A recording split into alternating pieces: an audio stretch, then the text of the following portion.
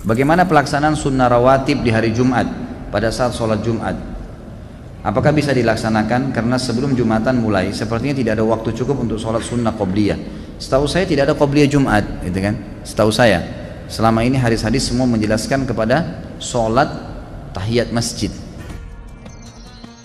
Muhammad nabina binuru hadina Makkah minuru satal madina. Assalamualaikum warahmatullahi wabarakatuh. Rabbi zidni ilma warzuqni fahma, amma ba'd. Banyak orang menganggap bahwa qabliyah Jumat itu tidak ada karena tidak ada dalilnya. Sehingga selesai azan langsung khatib naik mimbar, duduk sebentar. Tidak, bukan selesai azan. Khatib naik ke atas mimbar, terus duduk, kemudian azan. Selesai azan, khatib langsung berkhutbah. Dengan alasan bahwa dalil mengenai qabliyah Jumat itu tidak ada. Padahal ini adalah kefahaman yang salah itu. Paham tidak?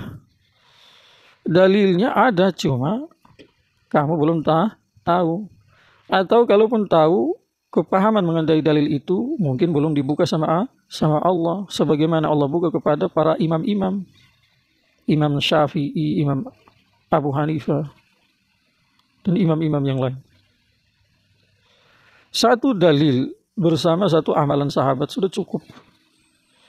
Seorang sahabat yang bernama Salikunil Ghadfani, ini berasal dari suku Ghadfani, kabilah Ghadfani. Salik al-Ghadfani datang dari rumah masuk ke Masjid Nabawi wa Rasulu yakhtubu, dalam keadaan Rasul sedang berkhutbah. Terus Rasulullah SAW bertanya, as-salaita qabla an taji'a? Apakah kamu sudah sholat sebelum datang ke sini? Apakah kamu sudah sholat di rumah? Yang dimaksud adalah sholat sunnah sebelum kamu datang ke masjid. Maka dia menjawab, lah. Maka Nabi SAW memerintahkan dia, sholli raka'atain wa tatajawaz. Salatlah 2 rakaat dan salatnya dikasih singkat. Salatnya dikasih ringan, jangan panjang-panjang. Gambaran ringan itu apa? Fatihah saja, ruku 1 subhanallah saja, i'tidal sebatas tu'manina, kemudian sujud juga 1 subhanallah, subhana rabbil a'la atau subhana rabbil a'la wa bihamdihi. Kemudian duduk di antara 2 sujud sebatas tu'manina, dan seterusnya. Dan tahiyatul akhir baca yang wajib, yang sunat tidak. Jadi Nabi bersabda, sholli raka'ataini wa tatajawaz, atau wa tajawaz. Atau kama qala Nabi sallallahu alaihi wasallam. Salat 2 rakaat dan salatnya dikasih ringan. Maka dalil ini atau hadis ini, dialog antara Nabi sallallahu alaihi wasallam dengan sahabat yang bernama Salik tadi, menandakan bahwa qabliyah Jumat itu ada. Timbul pertanyaan mungkin, itu kan dalil tahiyatul masjid, bukan dalil qabliyah Jumat. Jawabannya, kalau seandainya dalil ini sebagai dalil untuk tahiyatul masjid 2 rakaat, tentu pertanyaan Nabi itu tidak pakai qabla an taji'a. As-sholaita qabla an taji'a, qabla an taji'a itu dibuang. Hanya pertanyaan saja, as-sholaita, apakah kamu sudah sholat sunnah? Ada kemungkinan di situ tahiyatul masjid. Tetapi tatkala Nabi tambah as-sholaita qabla an taji'a, apakah kamu sudah sholat sunnah sebelum datang ke sini, ke masjid?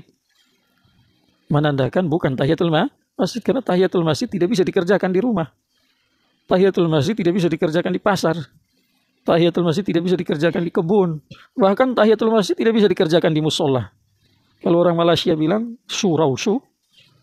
Jadi tahiyatul masjid hanya boleh dikerjakan di masjid. Paham tidak?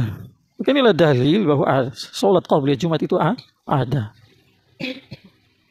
Yang kedua, kalau kita memilih 4 rakaat, itu kan 2 rakaat tuh. Kalau bilang 4 rakaat, berarti salah satu amalan sahabat yang semasa Nabi masih hidup, beliau sudah diizinkan memberi fatwa.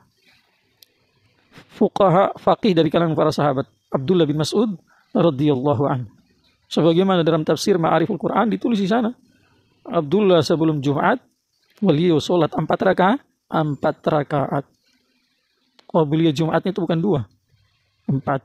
Nah, makanya di kalangan Hanafiyah mereka punya qabliyah Jumat 4 rakaat, bukan 2. Kita Syafi'iyah juga ada yang mengatakan bahwa 4 rakaat. Bersamaan dengan amalan Abdullah tadi juga dalil qiyas ke atas sholat zuhur. Karena Jumat dikerjakan di waktu zuhur, sebagaimana sebelum zuhur ada qabliyah zuhurnya, maka sebelum Jumat juga ada qabliyah Jumat. Pertanyaan, lalu kapan itu qabliyah Jumat dikerjakan? Ya, jawabannya sebelum khatib naik ke atas mimbar, maka azan itu sebaiknya 2 kali. Kalau azan 2 kali ikut Rasulullah SAW atau tidak? Jelas ikutnya. Walaupun Rasul tidak mempraktek, tetapi Rasul memerintahkan kita untuk mengikuti Abu Bakar, Umar, Utsman, dan Ali. Bahkan seluruh sahabat dibilang seperti bintang di langit, siapa yang kamu ikuti dapat petunjuk. Tetapi terlebih-lebih adalah 4 ini. Lebih lagi 2, Umar dan Abu Bakar. Lebih mengerucut karena ada dalil-dalil khusus yang berkaitan dengan mereka berdua ini. Maka di zaman Utsman bin Affan radhiyallahu anhu, karena sudah banyak orang masuk Islam, tentu kesibukan orang Islam dari pagi sampai mendekati Jumat itu ada. Di masa-masa orang sibuk, manusia itu punya keterbatasan, ada sifat lalainya, sifat lupanya, dan lain sebagainya. Maka supaya mengingatkan orang bahwa buatlah persiapan karena waktu Jumat sudah dekat, maka dirintislah azan 2 kali. Maka azan 2 kali. Habis azan pertama, kalau azannya di dalam waktu sholat Jumat. Nah, kalau azannya di dalam waktu sholat Jumat, berarti setelah azan pertama, sholat qabliyah Jumat. Mau 2 rakaat, mau 4 rakaat, silakan. Kalau azannya di luar waktu, azan pertama, maka jangan dulu sholat qabliyah Jumat. Tunggu nanti masuk waktu, baru sholat qabliyah Jumat. Setelah itu khatib naik ke atas mimbar, baru azan kedua dikumandangkan. Pertanyaan, dari mana dasar kok bisanya azan pertama di sholat Jumat dikerjakan di luar waktu? Apa bisa? Jelas bisa. Saya tidak baca sendiri, tapi saya tanya sama seorang ulama besar dari Yaman, Syekh Abdurrahman Damat Barakatuh. Paham tidak? Orang Yaman, pimpinan salah satu pondok pesantren di Yaman. Saat berkunjung di Ambon, waktu itu saya ada di sana juga, di Islamic Center, beliau kasih materi. Setelah materi, jadi saya juga ikut silaturahmi di rumah di mana tempat beliau berteduh sebentar, minum-minum, makan-makan. Kita juga ikut di situ. Maka dialog sudah kita. Salah satu yang saya tanyakan bahwa saya tanyakan mengenai azan 2 kali di hari Jumat. Kemudian kapan mulai? Paham tidak? Maka beliau sampaikan tadi itu aslinya azan pertama di hari Jumat itu adalah di luar waktu, bukan di dalam waktu di zaman Utsman bin Affan radhiyallahu. Karena apa tujuannya? Untuk mengingatkan orang bahwa waktu sholat sudah dekat. Tetapi kalau dikerjakan setelah masuk waktu juga oke-oke saja. Paham tidak? Jadi aslinya itu di luar waktu. Kalau kita mau azan di luar waktu, boleh, tetapi perkara ini sudah dimasailkan secara umum. Ya, masyarakat yang tinggal di situ, mau laki-laki, perempuan, semua sudah tahu masalah ini. Sehingga tidak ada keributan. Sehingga tidak ada kesalahpahaman. Oh, sudah masuk waktu tanpa lihat jam, ibu-ibu di rumah sholat. Allahu Akbar. Karena wanita sholat zuhur sebelum khutbah adalah anjuran, tepat waktu. Sholat Jumat setelah khutbah itu hanya untuk bapak-bapak saja. Ibu-ibu itu tidak perlu tunggu khutbah. Tidak perlu apa? Jadi mereka tetap awal waktu yang utama. Nah, sehingga kalau ibu-ibu tidak tahu perkara ini, tiba-tiba di satu masjid hari Jumat dikumandangkan azan sebelum waktu Jumat. Ada yang sudah siap dengan mukana, ada yang di atas saja. Pas selesai azan langsung sholat.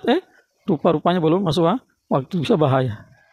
Nah, maka kalau belum dimasailkan secara umum, maka jangan diadakan dulu.